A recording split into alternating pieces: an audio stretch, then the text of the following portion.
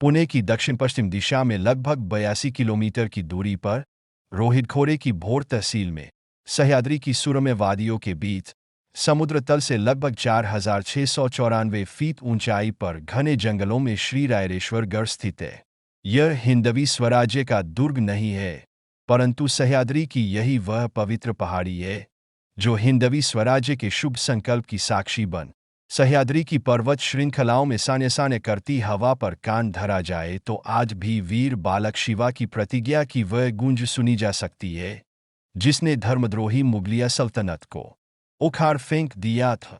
श्री रायरेश्वर के विस्तृत पहाड़ पर वह प्राचीन शिवालय आज भी है जहां एक किशोर ने अपने कुछ मित्रों के साथ स्वराज्य की शपथ ली, जिसकी कल्पना करना भी उस समय कठिन था।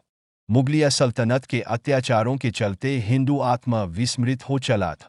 उसके मन में यह विचार ही आना बंद हो गया था कि यह भारत भूमि उसकी अपनी है, वह यहाँ मुगलों की चाकरी क्यों कर रहे हैं। देश में गोब्राह्मण, स्त्रियां और धर्म सुरक्षित नहीं रह गया था। हिंदू समाज को इस अंधकार से बाहर निकालने और उसके मन में एक बार फिर आत्मगौरव की भावना जगाने का संकल्प शिवाजी महाराज ने लिया था।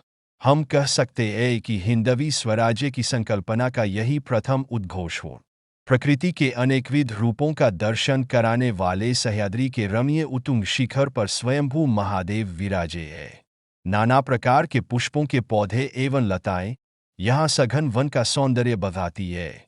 विविध प्रकार के पक्षियों के कलरव से भी मन का आनंद बढ़ता है। सोचकर हैरान था कि एक किशोर अपने साथियों के साथ पुणे से इस दुर्गम पठार पर स्थित शिवालय में संकल्प के लिए आए। उस समय शिवाजी 15 से 16 वर्ष के किशोर थे।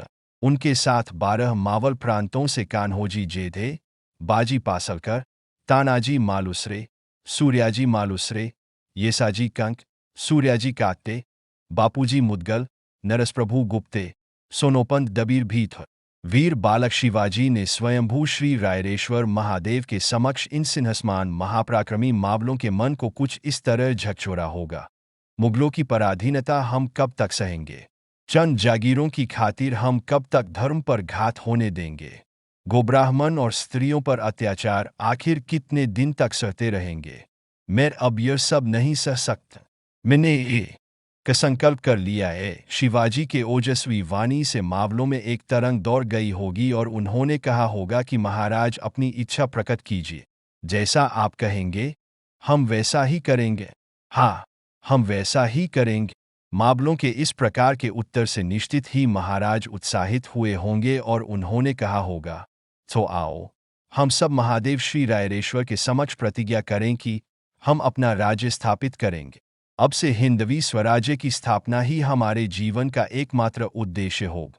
हम सब प्रकार के कष्ट उठाएंगे, प्रत्येक परिस्थिति में हम एक दूसरे का साथ देंगे। श्री रायरेश्वर को साक्षी मानकर हम प्रतिज्ञा करते हैं कि स्वराज्य की स्थापना के लिए अपना सर्वस्व समर्पित कर देंगे। वीर शिवाजी ने हिंदवी स्वराज्य की संकल्पना में अपने साथियों के विश्वास को और पक्का करने के लिए कहा कि यह मेरी इच्छा नहीं है, अपितु हिंदवी स्वराज्य ही श्रींची इच्छा, अर्थात यह हिंदवी स्वराज्य की इच्छा ईश्वर की इच्छा है। ओजस्वी वाणी के कंपन और शुभ संकल्प की ऊर्जा से शिवालय का वातावरण प्रेरक हो गया था। मावलों के मन में यह बात बैठ गई कि हिंदवी स्वराज्य का सपना है और हम ईश्वरीय कार्य के काम आने वाले रणबांकुरे हैं। वीर बालक शिवा ने 26 अप्रैल 1645 को श्री रायरेश्वर महादेव का अभिषेक अपनी अंगुली के रक्त से करके हिंदवी स्वराज्य के संकल्प के प्रति अपने समर्पण को प्रकट किया और महादेव का आशीर्वाद लिया। इस शपथ विधि के बारे में स्वयं शिवाजी महाराज ने ही 1645 में अपने एक राजमुद्रांकित पत्र में उल्लेख किया है।